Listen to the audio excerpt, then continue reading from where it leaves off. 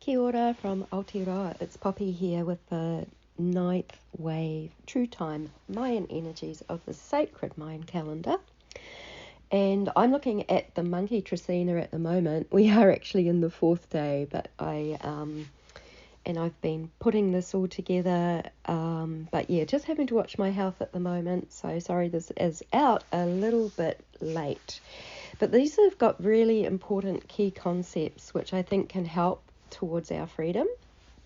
Okay, so to do that, we sometimes have to contrast where are we enslaved, where are we caught, and how do we get out of that enslavement and get free. So looking at that, we also need to look at, well, how did it get there in the first place? So illusionary magic, which is what our paradigms are run on since the written word came in 3115 BC. So illusionary magic is all about money and conditions, and it is connected to Satanism and the planet Saturn and its chronological false time matrix, where it actually comes from. It is all about concepts of good and bad and right and wrong, and this is the kind of false duality. So good and bad, right and wrong are only ideas. They are illusions, whereas hot and cold are real things, night and day are real things, but they are not. They are just two different things, the opposites of the same. Whereas good and bad, right and wrong is all about judgment and ideas, and a lot of these came through in that sixth wave when everything was very much about what's right, what's wrong. We had to gradually get enculturated to compete for our very life force, even though we lived on this amazing, abundant, beautiful natural planet. Yeah, so, examples of judgment and conforming to a hostile world based on slavery and sacrifice. And this is why it's so important to talk about the sacrifice that's happening, because this is also at the bottom of the black magic regime, which we've got caught in, which is actually the slavery matrix. But pure magic is all about nature and love, and it's connected to the true time frequencies that are sent through the sun from the heart of the cosmic axis, or the heart of Father Sky, or the Heavenly Father. And this love is unconditional and accepting of all expressions of uniqueness of everybody's soul light. And regarding time and space, foundations of our existence, some understanding can help to inform our choices and inspire our purposes. So I seek to explain them further so that we may rise up into the flights of freedom in the DAYWAVE 134, which begins tomorrow in 5 Eagle, the 5th day of the magical monkey trecena. And so like today, it's 4 January, and it's the last day of the 9-day phase that coincided with the solar eclipse like no other. That was in the energy of 9 death. So that was the 9th day of the knife trecena, about discernment and cutting away illusion. So much is about cutting away illusion now. This energy is with us strongly. And this is also the beginning of a new 9-day phase that was also the beginning of a 9-day phase from the depth of that night wave. So we're actually on the last day. We're crossing over from night into day tomorrow. So things will become a lot more active again. And it's also the last day of the nightwave 133, which is 13 Earth, which is about the ascending Earth in connection with the divine time frequencies of Father Sky. It's about true justice and alignment, because that was in the Serpent trecena. Presence and cosmic knowledge, as it is with the Serpent trecena. It also relates to the cosmic flow of energy in the body, the free flow of movement of divine energy through the entire chakra system, and connection with earth and sky to the cosmic axis, where the time waves and frequencies come from. Source creator, Sky Father, with source creation, Earth Mother. And now we're in this trecena of monkey, which is about pure innocent play in magic. It's very light because we actually come to know our magic and our light.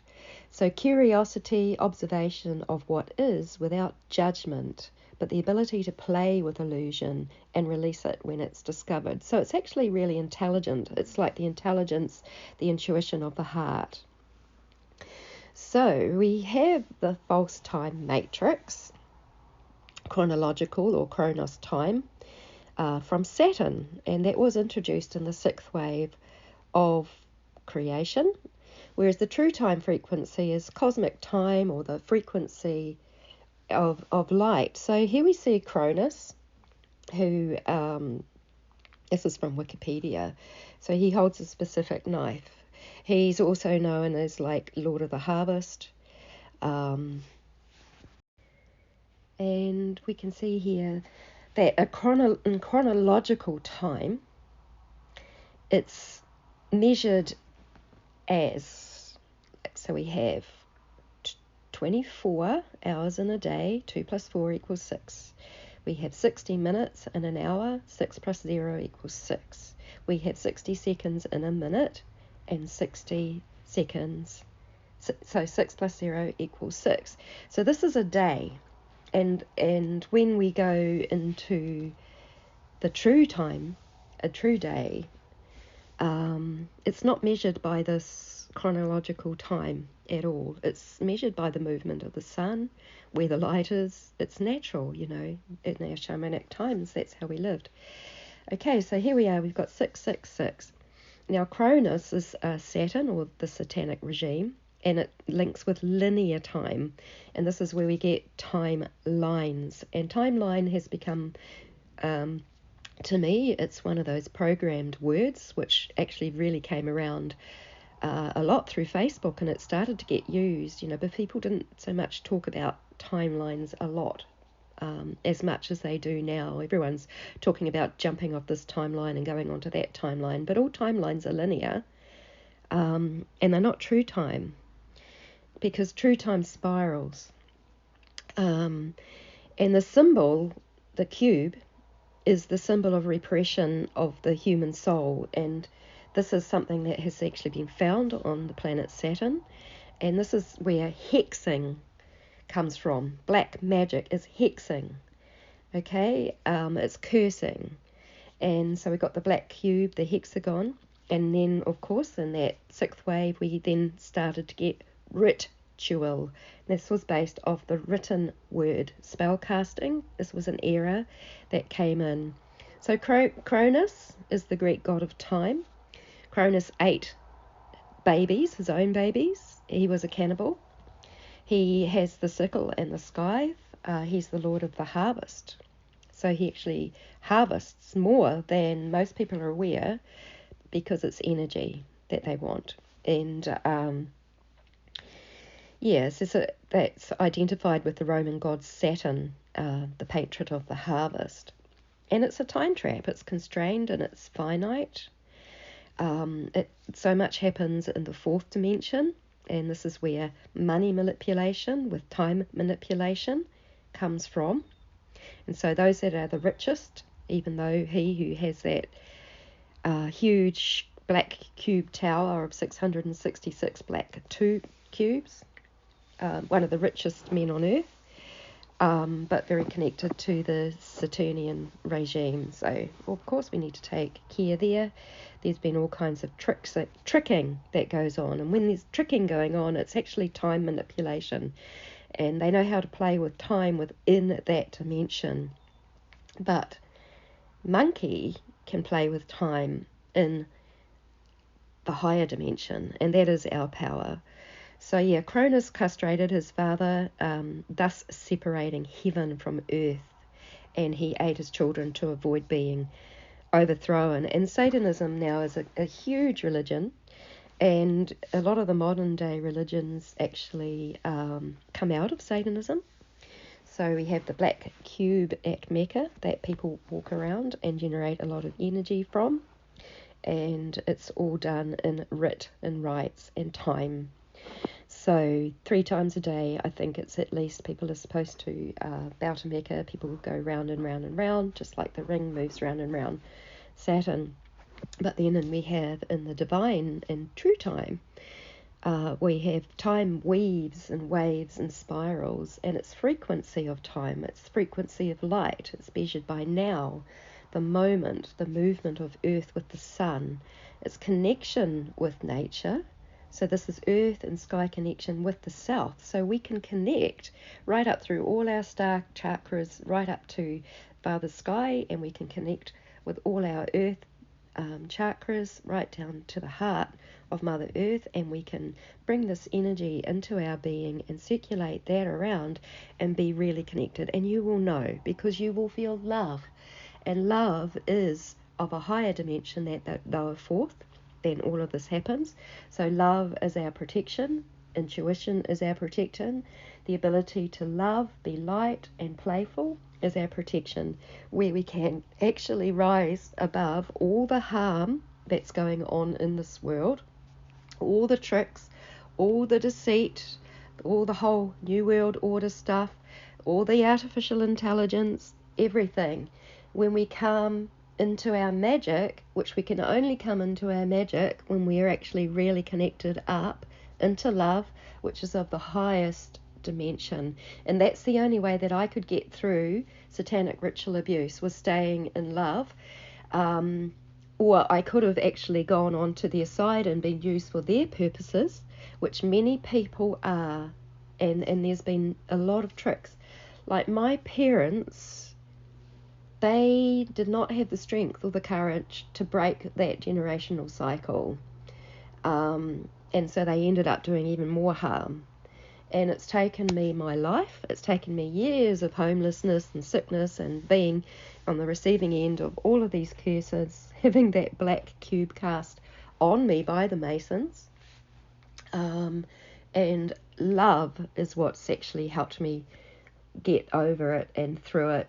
And that is the miracle, and that is our divine protection, because at the moment I've exposed a lot of truth about even a major cult in this world, and I need to know that I am divinely protected and safe. So I need to make sure that my heart is existing within a higher dimension than the dimension that the tricksters operate from, which is that lower dimension, the lower fourth dimension, where a lot of this black magic and word spell casting ritual stuff actually comes from. So a lot of people now are asking me, well, how do I keep myself safe? How do I keep myself protected? It is actually by coming to know yourself in connection with the Heavenly Father, which is right at that cosmic axis where time is emitted from. It's a miracle that the Creator has this function of giving us those energetic time codes. It's amazing. And also connected deeply, deeply, deeply with the earth, where creation is. This is our source of abundance, our food. We're made of the same stuff. We can hold similar knowledge. It's amazing miracle when we are truly, truly connected. And this is where we generate our energy as self-sustaining energy generators. No longer energies that, no longer our energy that can be harvested and collected and siphoned because of trauma and fear of where we've left and we've got out of that. So we come to know ourselves, we come to know our powers, we come to know our magic. So that magic becomes very intuitively the way of the heart, and it's all within ourselves. It doesn't rely on med beds. It doesn't rely on certain technology. It doesn't rely on anything except for the essence of who we are.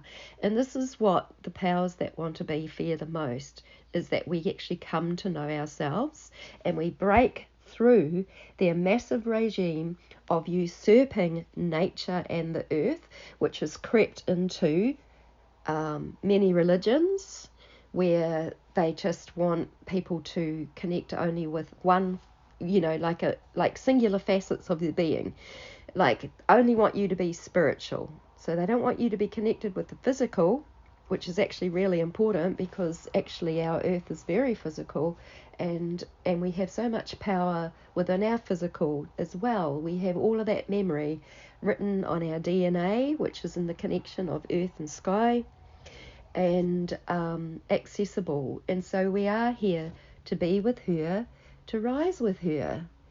And this is not just to rise on our own in some kind of weird rapture type theology or whatever it is. We're actually rising with our beautiful planet in a place that we are soaring through space in divine time. Not this chronological time bullshit, which is a trap. And honestly, that is why we're stuck. That is why we are in slavery, because of this adherence to that competitive regime. And this is where people are actually, they think that they are worshipping, well, they say they worship God, but God can be a God of war, a God of thunder, a God of harvest, a God of anything. But they say, you know, and they have their prayers and everything. But if they are serving commerce, if they are trampling on other people to get what they want, if they, look, even, they say, just look out for yourself. Just look out, you know, for yourself in this whole thing. But, you know, are we then looking out for all these children, the innocents, the vulnerable, the animals, creation? Like, we're here to be their caretakers as well. We're not here to just serve ourselves, but people that are there just to serve themselves, or they might go a bit further and just serve their family, or they might go just a little bit further and just serve what's around them. But then, and they do that still in competition, greed, money, pulling that money in, pulling it in. And even people that look really spiritual, I know some of these people. I've been close to some of these people, and I've given them things, and I've paid for their services and given them things, and then they've been very stingy with what they, you know, it's not that I expect anything back, because I'm more of an unconditional giver. I just want harmony and peace and balance in this world. But there are people that are kind of like lording it over people, and they are claiming themselves to be really amazing and all of this, and I've got all this experience and da-da-da. And this is where the ego can actually get in trouble, and they won't listen to a little, little scumbag like me who's been used in SRA, even though, you know, like, I feel like I've really got something here. I've really got some knowledge about how we can actually get through this slavery regime. And it is by connecting up with the higher dimensions that are above that lower fourth dimension, where a lot of the Saturnian stuff and black magic spell casting comes from. And it's all done with love. Now, love is actually a very strong force, because love will actually say no to those that want to take from us. It will say no to those that want to siphon our energy. It will say no to those that want to harm our children. So love isn't sort of like, people think it's all some kind of romantic thing and it's been used, but love is the strength as well, and it's amazing when you find the strength of that love, that intuition that keeps safe in the moment and always works for the highest frequency. I was almost going to say the highest good, but this is like getting back into good and bad. But yeah, so I'm with you, you know, on this journey, and I hope this all makes sense to you. Look, I invite questions. I really like questions, because I really like knowing what people are struggling with, you know, so that we can actually work things out and support one another, lift each other up. It's an ascension time, and it has been for many years, you know. It's a progression. It's not like an instant rapture, you know, like suddenly, there could be some sudden event, yes, that is that final birthing point, so I won't deny that, but yeah, we take all the steps for that progression. We heal ourselves. So when we heal ourselves of all fear, doubt, and disbelief. We heal the trauma. We heal, you know, the most heinous traumas people have gone through, intergenerational trauma of native peoples, of just about every land where genocide has been, and cannibalism came in with the Wetiko colonization missionaries, where children were just sent off to school and learnt how to conform to a bell, to play when they were told to play, to eat when they were told to eat, to learn math when they're told to learn math, controlled. And this isn't the way. This isn't the way of love. The way of love is a curious exploration, and this is what the monkey energy is. It's curious. It looks at things without judging everything. It can be playful. It finds the illusions, and it just does not go with them. It clears them away. Yeah, so I'm looking into the Eagle DAYWAVE that's coming up tomorrow. And yeah, it's time to rise up with everything that we've achieved during this day wave and this night wave. Yeah, so much love.